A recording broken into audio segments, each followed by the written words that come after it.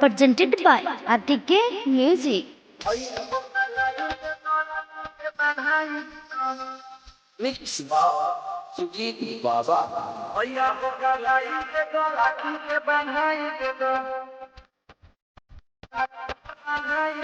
সিঙ্গলে আয়া বালি রাখি বাজারকে স্বাগত কর তোর আরতি উতারকে রাখি বানা ভাবে আজ আইল বড় করকে বহিকে कुछो नहीं हो तू प्यार के भैया हो गलाई दे दो राखी के बनाई दे दो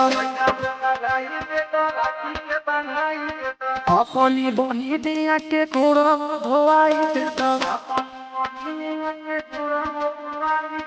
কিনলে আয়া পানি রাখি বাজারকে স্বাগত কর তোর আরতি উতারকে রাখি বানা ভাবে আজ আইল বড় করকে बहिनी कुछो नहीं हो प्यार के भैया हो गलाई दे दो राखी के बंधाई दे दो अपनी बनी दिया के कूड़ो धोआई दे दो मिक्स जीती बाबा भैया हो गलाई दे दो राखी के बंधाई दे दो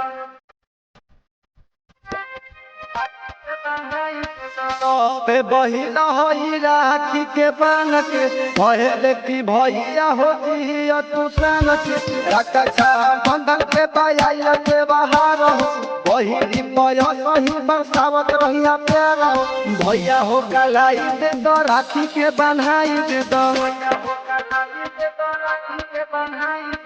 अपनी बहिनिया के कोरो धोआई दे दो किनले आया बाली राखी बाजार से स्वागत करो तोर आरती उतारके राखी बना भावे आज आइल प्रकार से बहिनी कुछो नहीं हो तू प्यार के भैया हो गलाई दे दो राखी के बन्हाई दे दो अपनी बनी दिया के कूड़ो धोआई दे दो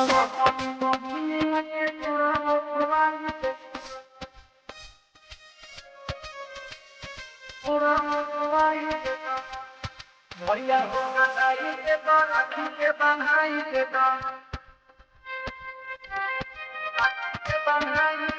भैया हुआ जब दे दो तू छोटा बहिनी के होके जनी दिह तू निरा